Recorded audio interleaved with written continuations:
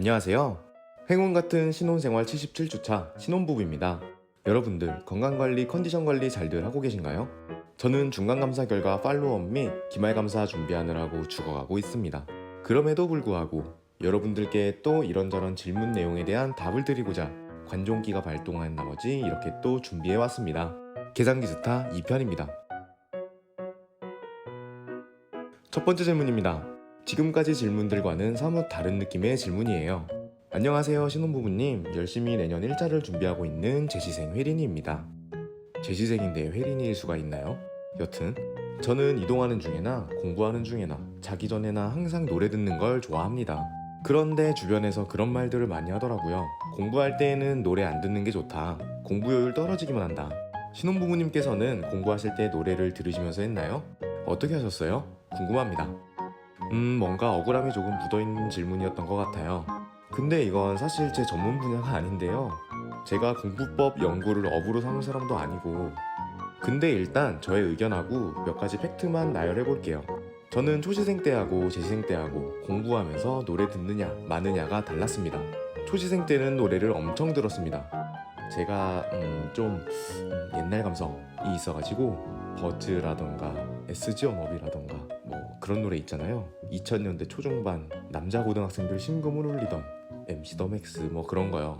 그런 노래를 들으면서 공부를 했어요. 근데 재시생 때부터는 딱히 심경에 변화가 왔다거나 그런 건 아니지만 그냥 노래를 뚝 끊었어요. 공부할 땐 그냥 이어플러그 끼고 조용한 상태에서 공부를 했어요. 최종 합격하기 전까지요. 저의 수험생활 경험담만을 놓고 정리를 해보면 다음과 같겠죠. 초시 때 노래 들었음, 그리고 떨어짐. 재시 때 노래 안 들었음, 그리고 붙음. 그리고 1유예생이 되고 회계사까지 되었음. 노파심에서 말씀드리는 거지만 이걸로 무슨 아하 노래를 들으면 떨어지고 안 들으면 붙는 거구나 이렇게 성급한 일반화의 오류를 범하시는 분은 안 계시겠죠? 같이 공부하던 친구들 중에 노래 듣고도 잘만 합격하던 친구들 엄청 많습니다. 심지어 지난주에 결혼한 제 친구 한 명은 노래는커녕 노트북으로 롤드컵을 틀어놓고 원가 연습서 막 풀어 제끼고 그랬어요. 이 친구는 저보다 1년 먼저 합격을 했고요. 저의 결론을 말씀드리자면 노래 들으면서 공부하고 말고의 차이는 합격에는 무관하다입니다. 그냥 하고 싶은 대로 하시면 돼요. 대신에 철저히 제 입장에서 권장드리는 사항은 노래 안 들어도 공부하는 것이 불편하지 않으시다면 이왕이면 노래를 안 듣고 공부하실 것을 권장드립니다. 공부할 때에는 공부에만 100% 이상의 집중력으로 공부하는 게 좋지 않을까 하는 게 제 의견이에요. 아무래도 노래를 들으면 100%에서 99% 정도로는 최소한 그 정도는 깎이지 않을까요? 제가 초시생 때는 그러지 않았었는데 재시생 때에는 사소한 것 하나하나 엄청 신경을 많이 썼거든요. 예를 들면 저희 회시생들이 시험 보는 건 2월 중순쯤이어서 엄청 춥잖아요.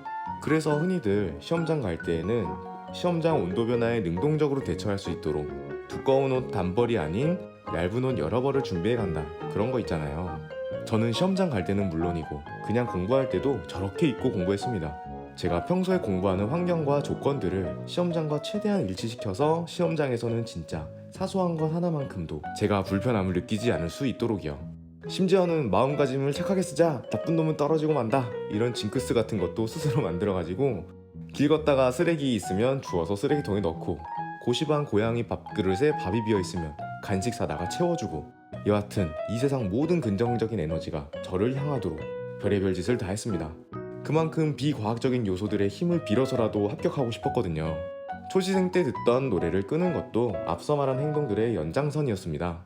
시험장 가면 노래 못 듣잖아요? 그 이유가 다였습니다. 별다른 이유는 없었어요. 시험장에서 우리에게 들려오는 소리는 수험생들의 긴장된 문제풀이, 계산기 타격 소리와 시험의 시작과 끝을 알리는 사이렌 소리 밖에는 없죠. 그렇다고 사이렌 소리를 들으며 공부할 순 없잖아요. 만약 제가 지금 수험생이라면 차라리 노래를 듣기보다는 화이트 노이즈라고 하죠. 집중력 향상에 도움이 된다고들 하는 백색 소음이나 ASMR 같은 걸 차라리 듣겠어요. 요즘 제가 퇴근하고 독서실 가서 영어 공부할 때 강의를 안 듣고 복습 예습하는 시간에는 유튜브 채널 중에 뽀로미라는 분이 계세요. 회계사 시험 준비하시는 분인데 매일매일 본인 공부하는 모습 영상을 업로드하시는 정말 대단하신 분이거든요. 이분 영상 틀면 무슨 장작불 태우는 ASMR 같은 소리가 흘러나와요. 저는 요즘 이 영상 틀어놓고 공부를 하고 있습니다. 별것도 아닌 주제 가지고 얘기가 길어졌는데 결론, 노래 듣건 안 듣건 시험 합격에는 아무 지장이 없으나 개인적으로는 안 듣는 것을 추천한다. 이왕 들을 거면 ASMR이나 화이트 노이즈 같은 걸 들어보자. 링딩동이랑 암열맨이 수능 금지곡이 된 것은 다 이유가 있다. 두 번째 질문입니다. 나이 30에 회계사 1차 시험에 낙방 후 세무사 시험으로 전향해서 지금 2차 발표 기다리고 있는 중입니다. 2차 시험 보고 회계사 공부를 하려고 했는데 너무 지쳐서 지금까지 쭉 쉬었어요. 원래 회계사를 준비했던 터라 계속 미련이 남는데 나이가 걸립니다. 다시 진입해서 합격하면 나이가 30대 초반 혹은 중반인데 법인 입사나 향후 커리어에 지장이 있을까요?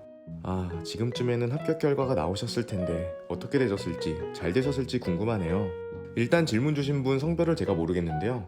매년 입사하는 신입회계사님들 평균적으로 나이를 보면은 남성분들이 평균 나이대가 대충 27에서 29살 정도, 여성분들 평균 나이가 26에서 28살 정도?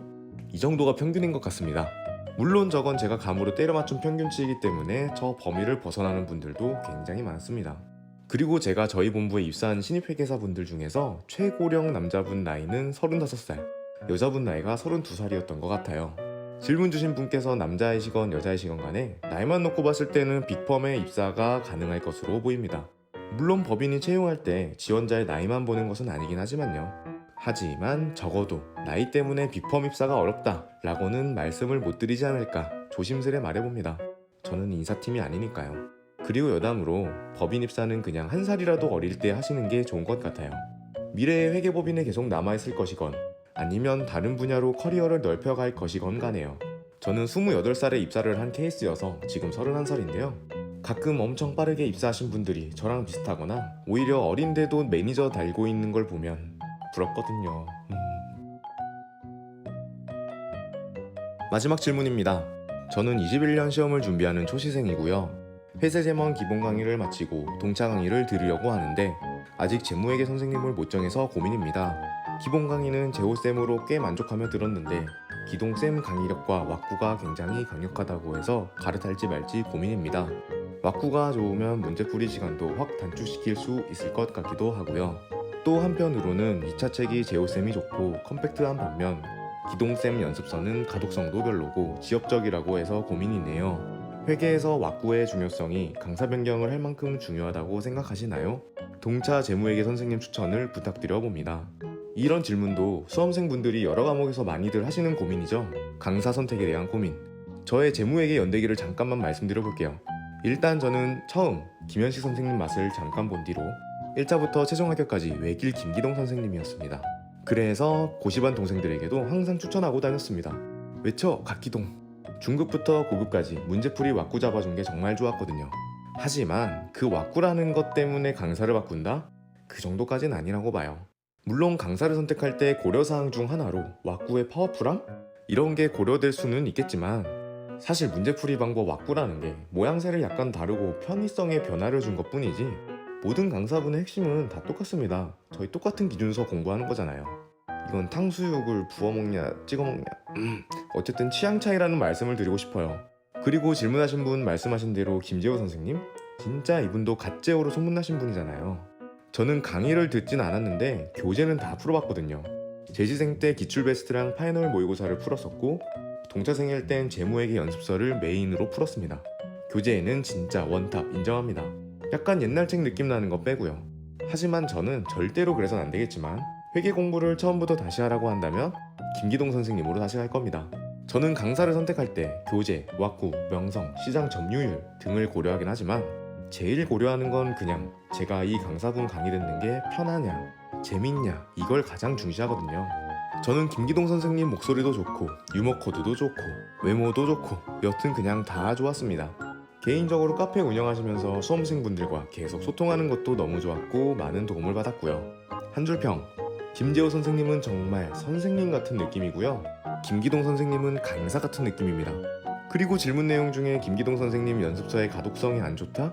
이 부분은 개인적으로 좀 공감이 안 되네요. 저는 가독성이 딱히 안 좋다고 생각하지 못했거든요. 연습서의 범위가 지엽적이다 싶은 부분은 어차피 강의 도중에 동차생은 여기까지만 하세요 하고 선을 그어주시고 필수 문제 리스트도 알려주시기 때문에 문제될 건 없다고 봅니다. 대답이 길어졌는데요. 요약하고 마치도록 할게요. 1번 왁구 때문에 강사를 바꿀 필요는 전혀 없다. 다 똑같다. 2번 김재호 선생님 책 퀄리티는 회계 수험서 중에선 최고인 것 같다. 강의 안 들은 사람도 쉽게 볼 수 있을 정도다. 3번. 그럼에도 불구하고 제가 환생해서 혜린이가 된다면 저는 김기동 선생님 강의를 들을 거다. 여러분, 저희 신혼부부 TV 채널이 드디어 구독자 3,000명을 돌파했습니다. 너무너무 감사드립니다. 스타벅스 커피라도 제가 한 잔씩 대접을 해드리던가 이렇게 했었어야 됐는데, 아시는 분도 있을지 모르겠지만 유튜브 정책이 바뀌어서 이제 그런 구독자 이벤트를 못하게 바뀌었어요. 일단 다른 유튜버 분들도 혼란이 많을 것 같은데 어떻게들 대처해 나가는지를 좀 지켜보고 나중에 이건 모아놨다가 나중에 여러분들께 다시 베풀 수 있는, 나눌 수 있는 기회로 삼도록 할게요. 다시 한번 정말 감사드리고요. 계산기 스타 시리즈는 비정기적으로 연재됩니다. 계산기 스타에서 다루었으면 하는 질문, 궁금증 등이 있다면 언제든지 저에게 말씀해주세요. 구독과 좋아요, 알림 설정은 신혼부부에게 군대 재입대를 해서 너무 화가 났지만 알고 보니 꿈이었다는 사실을 깨달은 순간의 감정과도 같습니다. 고맙습니다.